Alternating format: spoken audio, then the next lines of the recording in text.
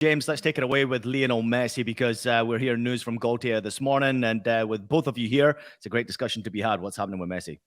Yeah, in a way, this is just Christophe Galtier confirming what we all knew, that Lionel Messi is gone at the end of the season. I think this is going to be his final match at the Parc des Princes. Probably not the way that he or PSG envisaged him going out, another Ligue 1 title. I'm fascinated, and I know Fab is extremely well connected around this story. I'm fascinated as to what he does next, because we are starting to sort of see Barcelona almost acknowledging in private through their briefings that it's going to be really hard to make anything work that brings Messi back to the city. This talk of letting him go to Inter Miami and then maybe loaning him for 6 months, 18 months, however long it is, you can see the emotional pull. That seems super complicated, and set against that is just Al Hilal, the Saudi Pro League, sat there going, here is €1 billion. Do you want to come and hang out for 2 years? So I'm fascinated to see what sort of Fab's view on this is. But we've always known it would be money or romance or something like that. It seems like that Barcelona trail is going a bit cold, Fab.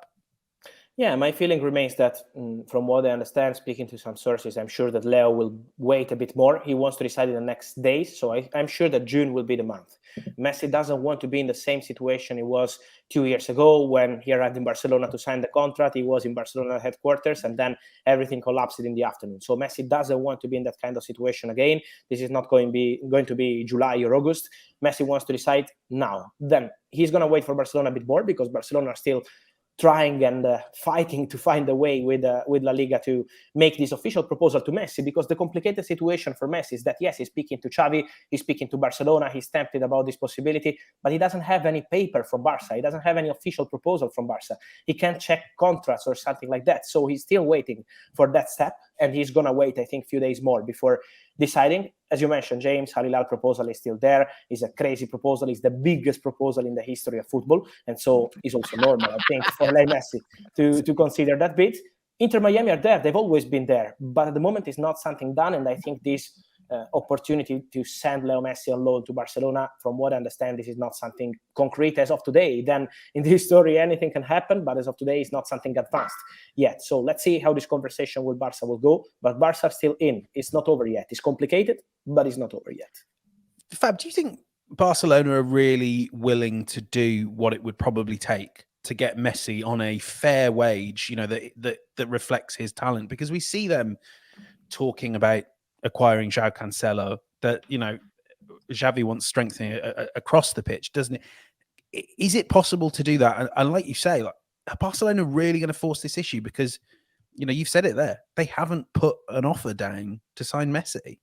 Yeah, they can't. They can't in this moment is because of financial fair play, but also on the other targets we mentioned, like João Cancelo, but also they need a new pivot. Xavi is saying in public many times we need a replacement for Sergio Busquets. And when you mention players like Zubimendi, 60 million euros, players like Kimmich is more than this, and at the moment he's not even on the market. So it's going to be an expensive market in the ideas of Barcelona. But my answer to your question is yes, I'm sure they will try again for Messi. They will try to find a smart way to sign Leo Messi and then to offload players. They need to sell players. Some players have to go. So, for example, Ansu Fati, he will be on the market. I'm sure that Barcelona will try to speak to him and find a solution probably in the Premier League and let Ansu Fati leave. Let's see what happens with Ferran Torres, because all these players want to stay at Barcelona. A similar situation to Frankie de Jong 1 year ago.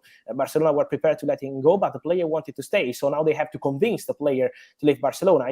It's not an easy process. This is why it's complicated, but Barca are trying. Barca are on it, and Xavi is 100% involved because he's going to speak directly to the players to tell them, okay, probably now it's time to go.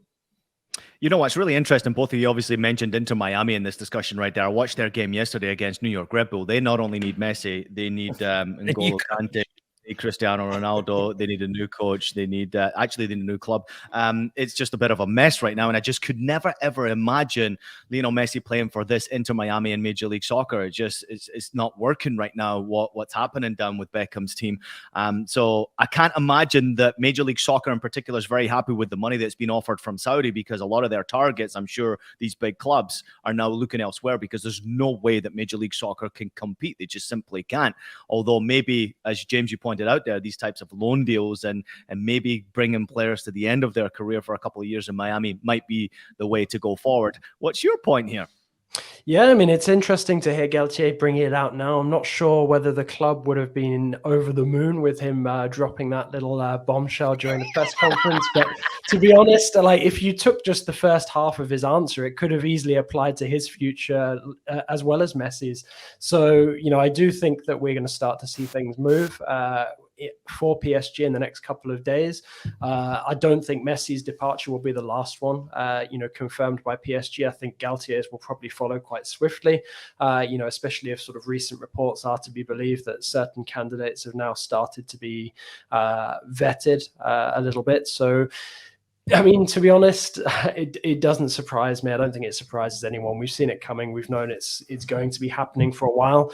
It was just a little bit of a funny kind of last 24 to 48 hours. You have PSG dropping their new home kit for the season coming out, and of course Messi is there promoting it. So maybe it's going to be a one and out for him, but honestly, I think this season can't end quickly enough for PSG. And I think, this situation again just sort of underlines that everyone is, in a rush now to sort of draw a line under it, move on.